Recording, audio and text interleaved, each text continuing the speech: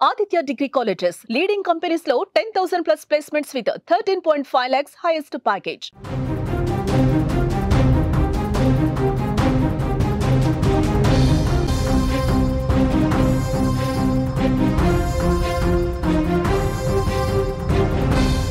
Breaking news చూస్తున్నాం.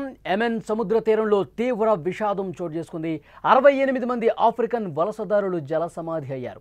74 మంది గల్లంతైనట్టు ఐక్యరాజ్య సమితి కూడా వెల్లడించింది. 12 మంది మాత్రమే బతికి బయటపడ్డారని అధికారులు తెలియజేశారు. గల్లంతైన వాళ్ల కోసం సహాయక చర్యలు కొనసాగుతున్నాయి. పడవలో మొత్తం 154 మంది ప్రయాణికులు ఉన్నారు. బలమైన అలల కారణంగా పడవ మునిగిపోయింది. ఈ మధ్యకాలంలో నేలపైనే కాదు, ఆకాశంలో విమానం ప్రమాదాలు, అలాగే సముద్రంలో నౌకా ప్రమాదాలు కూడా విపరీతంగా పెరిగిపోతున్న పరిస్థితి. యెమెన్ తీరంలోని సముద్ర జలాల్లో తీవ్ర విషాదం నెలకొంది. పడవ బోల్తా పడి 68 మంది ఆఫ్రికన్ వలసదారులు జల సమాధి అయిపోయారు. మరో 74 మంది గల్లంతయ్యారని ఐక్యరాజ్య సమితి వలసదారుల సంస్థ వెల్లడించింది. పడవలో 154 మంది ఇథియోపియన్ జాతీయులు ఉన్నట్టుగా అధికారులు చెప్పారు. అడెన్ గల్ఫ్ తీరంలో హఠాత్తుగా నీట మునిగిపోయిందని IOM యెమెన్ చీఫ్ అబ్దు సట్టర్ ఎసో తెలియజేశారు. విజువల్స్లో కూడా మీరు చూస్తున్నారు ప్రమాదానికి సంబంధించినటువంటి దృశ్యాలు.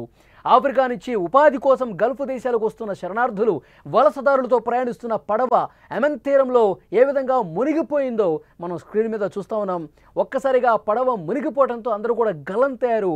అక్కడ ప్రాణాలు వాళ్ళు అరచేతిలో పెట్టుకొని హాహాకారాలు చేస్తున్నారు. కాపాడండి కాపాడండి అంటూ అరుస్తూ ఉన్నారు, మునిగిపోతూ ఉన్నారు. మనకు అందుతున్నటువంటి సమాచారం మేరకు వేరొక పడవ అక్కడికి వాళ్ళ దగ్గరికి వెళ్ళి వాళ్ళని కాపాడే ప్రయత్నం చేస్తోంది. 12 మందిని మాత్రమే రక్షించగలిగారు.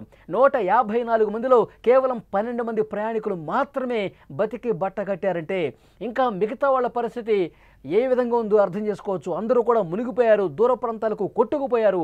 వాళ్ళకి సంబంధించిన సమాచారం ఇంకా ఏం లేదు. 68 మంది చనిపోయారు. 68 మంది జల సమాధి అయ్యారు.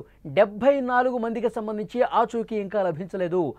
వాళ్ళు కూడా గల్లంతయ్యారంటే 74 మందికి సంబంధించిన సమాచారం ఇప్పటి వరకు రాలేదు అంటే కనుక వాళ్ళు కూడా సముద్రంలో మునిగిపోయి చనిపోయి ఉంటారని చెప్పి భావిస్తూ ఉన్నారు. అయినప్పటికీ అధికారులు లోతుకు వెళ్ళి మరి గాలిస్తూ ఉన్నారు, గజ ఈతగాళ్లతో గాలిస్తూ ఉన్నారు.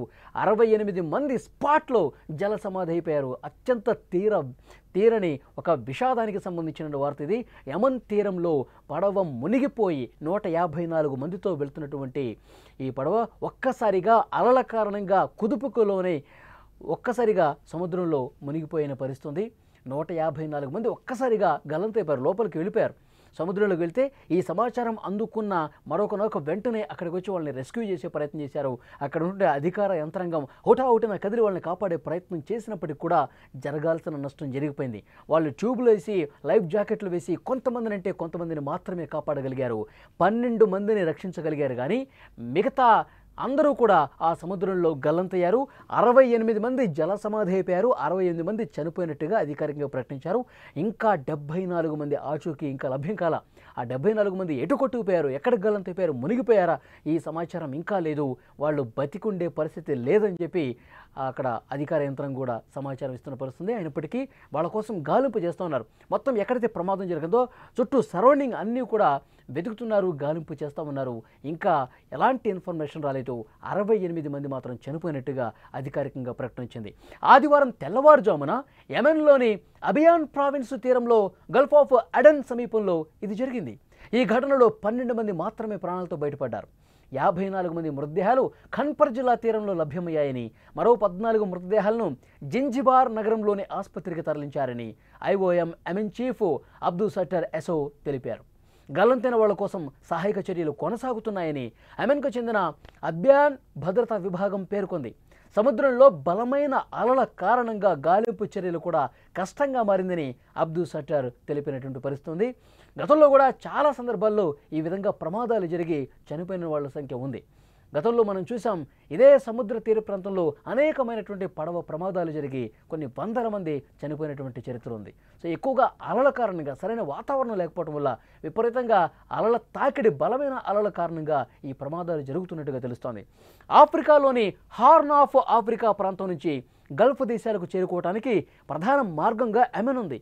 తూర్పు హార్న్ ఆఫ్ ఆఫ్రికా దేశాల నుంచి గల్ఫ్ అరబ్ దేశాలకు ఉపాధి కోసం వలసదారులు అక్కడికి వెళ్తూ ఉంటారు. కొంతమంది అక్రమంగా వెళ్తూ ఉంటారు.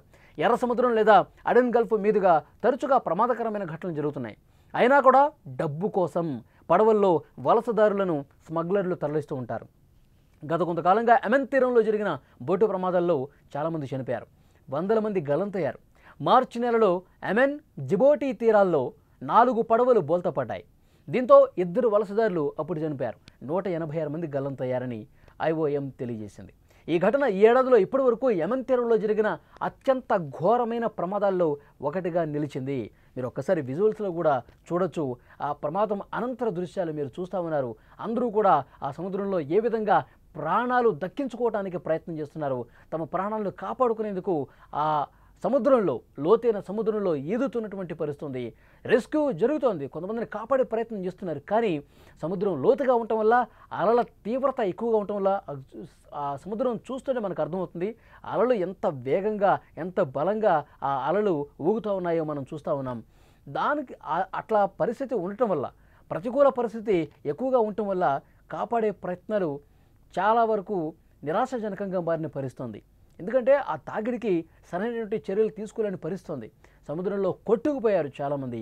68 మంది స్పాట్లో చనిపోయారు. 74 మంది ఇంకా గల్లంతయ్యారు. వాళ్ళ కోసం గాలింపు చర్యలు కొనసాగుతున్న పరిస్థితుంది.